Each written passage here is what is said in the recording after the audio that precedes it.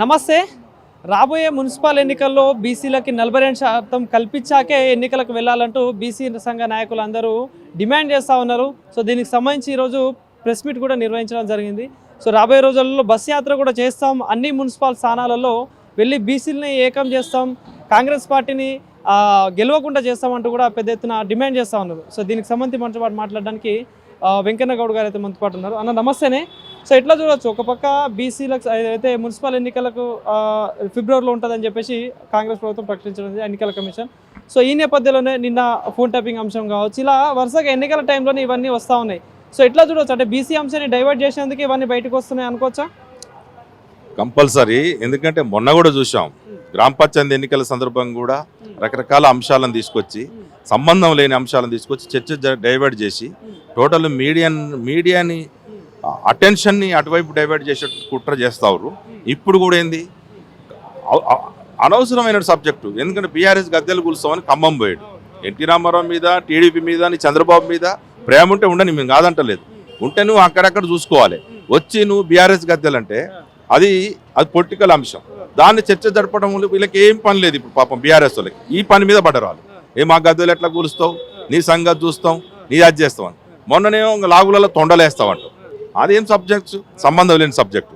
నిన్న పోయి ఏం చేసినావు, హరీష్ రావు, నీ దమ్ముంటే, నీకు శక్తి సామర్థ్యాలు ఉంటే దాదాపు 3 సంవత్సరాలు కాకపోతా ఉంది, ఇంకొక 3-4 నెలలు అయితే నీకు అధికారం ఇచ్చి నువ్వు శక్తి సామర్థ్యాలు తక్షణం ఫోన్ ట్యాపింగ్ పాల్పడ్డోడు ఎవడైతుండో కేసీఆర్ కావచ్చు, కేటీఆర్ కావచ్చు, ఈరోజు హరీష్ రావు కావచ్చు, వీళ్ళందరూ కూడా లోపటే. నువ్వు అధికారంలో ఉన్నావు, నీ పార్టీ ప్రభావం పవర్లో ఉంది, నిన్ను ఎవ్వరు కూడా అడ్డుకోవడానికి అవకాశం లేదు. ఈ అంశాన్ని నువ్వు సిబిఐకి ఇచ్చింది ఆల్రెడీ. రాష్ట్ర ప్రభుత్వం మాతోటి కాదని సిబిఐకి అప్పచెప్పిన తర్వాత మళ్ళీ సిటీ పేరుతోటి ఆ పేరుతోటి మళ్ళీ కొత్త నాటకం ఏంటంటే ఇది బీసీలకు సంబంధించినటువంటి ఆత్మగౌరవం సమస్య. ఎందుకంటే రిజర్వేషన్లను ఈరోజు 28కే కుదించి దాదాపు ఉన్నట్టు 42% నువ్వే అంటావు, 62% ఉన్న బీసీలని 42% రిజర్వేషన్ల ప్రక్రియను చేసి 56%కే బీసీల జనాభాని కుదించి ఈరోజు మనం చూసాం 28% అమలు జరుపుతా ఉంది. మొత్తం మున్సిపాలిటీ వార్డులలో దాదాపు 2704 వార్డులు ఉంటే వార్డులలో ఇచ్చినది మాకు ఎంత అంటే 786 వార్డులు. అంటే దాదాపు మాకు వచ్చేది 28% కూడా రాలే. మున్సిపాలిటీలలో మున్సిపల్ కార్పొరేషన్లకు సంబంధించిన మున్సిపల్ చైర్మన్లకు సంబంధించింది 38 ఇచ్చారు, 19 మహిళ 19. అదేవిధంగా మున్సిపల్ కార్పొరేషన్లు చూస్తే 3 ఇచ్చారు. అంటే ఎక్కడికక్కడ మమ్మల్ని కుదించి బాగా అణచివేసేట కుట్ర చేస్తూ ఉన్నారు.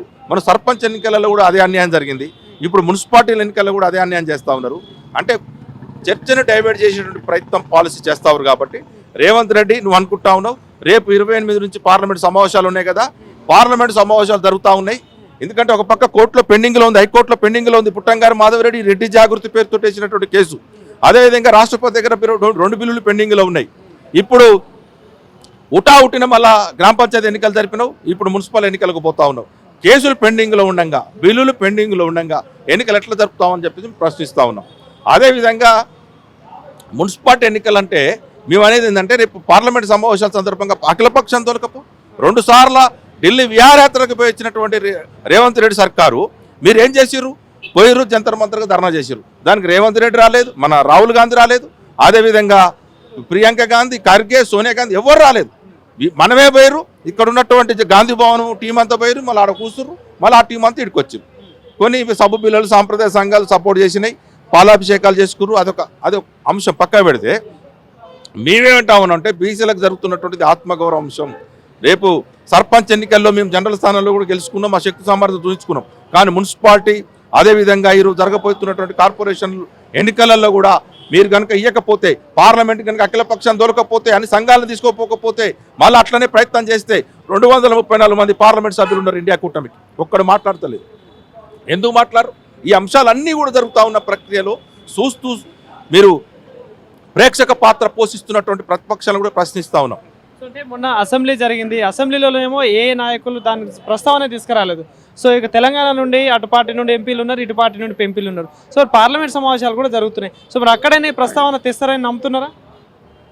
ఖచ్చితంగా వీళ్ళకి శావ వచ్చినటువంటి పనికిమాలిన ఎంపీలు తప్ప బీసీలతో సహా ఒక్కడు కూడా మాట్లాడడానికి నోరు రావట్లేదు వాళ్ళకి. ఎందుకంటే ఆ రాజకీయ పార్టీలు ఏవైతున్నాయో ఆ రాజకీయ పార్టీల కబంధ హస్తాల్లో ఉన్నటువంటి మా ఎంపీలు పాపం వీళ్ళు ఏం మాట్లాడడానికి వెళ్ళలేదు. ఎందుకంటే చాలామంది అన్ని పార్టీలలో బీసీ ఎంపీలు ఉన్నా సరే ఒక్కడు కూడా నోరు మీద పెట్టలేదు. ఎందుకంటే ఇక మాకు వేసారు కదా ఓట్లు, అయిపోయింది, 5 ఏళ్ళ తర్వాత రాజోడు రాకాశోడు అనుకుంటా ఉన్నారు. కాబట్టి మేము అంటున్నాం, పార్లమెంట్లో కావచ్చు, ఈరోజు అసెంబ్లీలో కావచ్చు, రేపు చట్టసభలలో కావచ్చు, అన్ని విషయాలలో కూడా ఖచ్చితంగా మాట్లాడి 42% రిజర్వేషన్లు అయిన తర్వాతనే ఎన్నికలు పోవాలని మేము ప్రభుత్వాలు డిమాండ్ చేస్తా ఉన్నాం. మేనిఫెస్టోలో ఏమో 42% రిజర్వేషన్ కల్పిస్తామని చెప్పేసి కాంగ్రెస్ పార్టీ పెట్టడం జరిగింది. సో ఇప్పుడు మళ్ళీ మొన్ననేమో సర్పంచ్ ఎన్నికలు పార్టీ గుర్తులు కావు, పార్టీ పరంగా ఇచ్చుకుంటాం. ఇప్పుడు పార్టీ గుర్తుల దానికి మరి 30%కి ఎందుకు ఆగిపోయింది కావచ్చు మరి రిజర్వేషన్ అనేది? పార్టీ గుర్తులు అంటే ఏమంటారు అంటే ఎన్నికల ప్రక్రియ అయిందంటారు. 50%కి మించకూడదని చెప్పేసి ఏదో ఒక కమిషన్ ఉంది, ఇంద్రసాని కమిటీ గిమిటీ అని చెప్పేసి రకరకాల ఊహాగానాలు ఉన్నాయి. కోర్టులు ఎక్కడ కూడా రిజర్వేషన్లు 69 కొనసాగుతూ ఉన్నాయి. ఇప్పుడు తమిళనాడులో నువ్వు ఇస్తా అంటే ఎవడొద్దు అంటుండు, ఎందుకు ఇవ్వద్దు? 60% రిజర్వేషన్లు ఉన్నాయి కదా, 10% ఈడబ్ల్యూసీ ఉంది కదా, 50% కటాప్ అయిపోయింది కదా ఎప్పుడు. కాబట్టి ఇక్కడ రాష్ట్రంలో 60% రిజర్వేషన్లు ఉన్నాయి. ఈడబ్ల్యూసీ పేరుతోటి అదొక 10% నడుస్తూ ఉంది. జనరల్ రిజర్వేషన్లు 50% ఉన్నాయి. ఎక్కడ ఏ రాజ్యాంగంలో చెప్పిండండి 50% ఉండాలని? ఎవరు చెప్పిండు? కోర్టులు తీర్పులు ఇస్తే సరిపోయిందా? ఒక్కొక్క రాష్ట్రంలో ఒక్కొక్క కోర్టు తీర్పిస్తూ ఉంటుంది. ఆ కోర్టుల తీర్పులని క్రైటీరియా కాదు ఇక్కడ. బీసీల రిజర్వేషన్లకు సంబంధించినవి ఆ రాష్ట్రాల్లో ఆ ప్రభుత్వాలు చేయాల్సింది. ఎందుకోసం అంటే ఇక్కడ సైంటిఫిక్గా డెడికేషన్ కమిషన్ డేటా ఉంది. ఇక్కడ మిగతా రాష్ట్రాలకి ఇక్కడ తేడా ఏంటంటే ప్రధానమైన తేడా డెడికేషన్ కమిషన్ లెక్కలతో సహా పర్ఫెక్ట్ శాస్త్రబద్ధంగా లెక్కలు ఉన్నాయి. కాబట్టి ఆ లెక్కలకు సంబంధించినవి ఉన్నది. కాబట్టి ఎంత రిజర్వేషన్ ఇచ్చినా కోర్టుకు చెప్పుకోవడానికి అవకాశం ఉంటుంది. కావాలని కోర్టులో జడ్జిలు ఈ అగ్రకులాలే ఉంటారు, వాదించేవాడు అగ్రకులాలు ఉంటాడు, ముఖ్యమంత్రి అగ్రకులం ఉంటుంది, జానారెడ్డి మొత్తం కూడా ఎన్నికలకు సంబంధించినట్టు బీసీ రిజర్వేషన్లకు చైర్మన్ కూడా జానారెడ్డి ఉంటాడు. మొత్తం మాకు అన్యాయం జరగకపోతే న్యాయం జరుగుతుందని మేము అనుకోలేం. గొంగోలులో బొచ్చేరలేమన్నట్టు ఈ రేవంత్ రెడ్డి సర్కార్లో కూడా బీసీ రిజర్వేషన్లకు తావు అవకాశం లేకుండా పోయింది. కాబట్టి వచ్చే పార్లమెంట్లో ఎన్నికల్లో సందర్భంగానన్నా మొత్తం ప్రతిపక్షాలని బీసీ సంఘాలని కనుక పార్లమెంటు తీసుకుపోయి పార్లమెంటు చర్చ జరిపి అది అమలు జరిగిన తర్వాతనే ఇక్కడ 42% 9th షెడ్యూల్ చేర్చిన తర్వాత ఇక్కడ రిజర్వేషన్లు మున్సిపల్ ఎన్నికలు కావచ్చు, రేపు ఎంపీటీసీ జడ్పీటీసీ ఎన్నికలు కూడా నిర్వహించాలని చెప్పేసి మేము రేవంత్ రెడ్డిని డిమాండ్ చేస్తాము. ఏం చెప్తారు అంటే మొన్న కొన్ని రోజుల క్రితం కొన్ని సంఘ నాయకులు అంటే రిజర్వేషన్ అయిపోయింది, సాధ్యం వచ్చేసింది, పూలాభిషేకాలు పాలాభిషేకాలు చేయడం జరిగింది. సో మరి ఇప్పుడు మళ్ళీ పోరాటం చేస్తా ఉన్నారు. సో వాళ్ళకి ఏం చెప్తారు? కొన్ని సంఘాలు పాపం అతి ఉత్సాహంగా పోయినాయి. ఎందుకంటే జీవోలు ఉంటే సరిపోద్ది, ఏదో మామూలుగా ఆర్డినెన్స్లు ఉంటే సరిపోద్ది అని చెప్పేసి ఈ కొన్ని అంశాలకి పరిమితమై వాళ్ళు పాపం ఆగలేక ఇక్కడ ఇక అయిపోయింది కదా అని రేవంత్ రెడ్డిని అయితే ఇంత పెద్ద బూకేలు శాలువలు పట్టుకొని పోయి కాళ్ళు మొక్కుకుంటా కలిసినటువంటి వైనం మనం ఇక్కడ సంఘాలలో కూడా చూసినాం.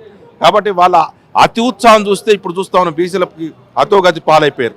ఎందుకంటే రిజర్వేషన్లు ఇవ్వలే. మీరు ఇంతగానం ఆలింగనాలు రకరకాల పేర్లతో చేసుకురు కదా, ఎక్కడ ఎడిపోయింది మీ రిజర్వేషన్ల ప్రక్రియను సంఘాలను కూడా ప్రశ్నిస్తూ ఉన్నాం. ఎందుకంటే అనేక సంవత్సరాలు మాకు అంత చరిత్ర ఉంది, ఇంత చరిత్ర ఉంది, మా ఆయన ఎల్లగుర్రం ఎక్కిండు, నా ముడికాయ కాశ అని చెప్పుకున్నటువంటి ఈ ఆర్గనైజేషన్స్ ఏమైపోయినాయి? ఎందుకు మాట్లాడతారు? ఇది ఇప్పుడు ఎందుకు మూగపోయినాయి? తూతు మంత్రంగా ఇక మేము కూడా ఉన్నాం ఉనికిలో అని చెప్పుకునేటువంటి అక్కడక్కడ కార్యక్రమాలు చేస్తారు తప్ప అసలు రిజర్వేషన్ల ప్రక్రియకు సంబంధించినటువంటి సీరియస్ యాక్టివిటీస్ జరగాల్సిన అవసరం ఉంటుంది. రాష్ట్ర వ్యాప్తంగా కూడా అంటా ఉన్నాం, బీసీ ఉద్యమం అంటే ఏదో ఆషమాషి ఉద్యమం కాదు, తెలంగాణ కంటే 10 రెట్టింపు అయినటువంటి ఉద్యమం చేస్తాం. రాష్ట్రం అగ్నిగుండం అవుతుంది. ఈ రిజర్వేషన్లు కనుక కాంగ్రెస్ కనుక తుంగలో దొక్కి దాటవేద ధోరణి ప్రదర్శిస్తే మాత్రం మేము ఊరుకునే ప్రసక్తి లేదు. ఎందుకంటే చాలా ఆవేశంతో ఉన్నారు బీసీలు. మొన్ననే చూసాం 52% పైగా గెలిచినటువంటి సర్పంచులు కూడా అండదండలు మాకున్నాయి. ఎస్సీ ఎస్టీలు బీసీ మైనార్టీలు అందరూ కూడా ఐక్యంగా ఉద్యమం చేసి రేపు అన్ని రంగాల్లో కూడా గెలుచుకోవడానికి అవకాశం ఉంటుంది. కాబట్టి ఆ దిశగానే మరొక బలమైన ఉద్యమాన్ని నిర్మించడం కోసమే ఈరోజు బషీర్బాగ్ ప్రెస్ క్లబ్లో పెద్ద ఎత్తున సమావేశం ఏర్పాటు చేసుకోవడం జరిగింది. ఆ సమావేశంలో ఉన్నటువంటి అన్ని తీర్మానాలు కూడా చేసుకున్నాం. అతి త్వరలో కూడా పెద్ద ఎత్తున బీసీలను రాష్ట్ర వ్యాప్తంగా చైతన్యపరచడానికి పార్లమెంటు ముట్టడి కార్యక్రమం ఒకటి తీసుకున్నాం. రాష్ట్ర వ్యాప్తంగా కూడా బస్ యాత్ర పేరుతోటి బీసీల చైతన్య యాత్ర పేరుతోటి కూడా ఒక కార్యక్రమాన్ని తీసుకోవడం జరిగిందని తెలియజేసుకుంటాం.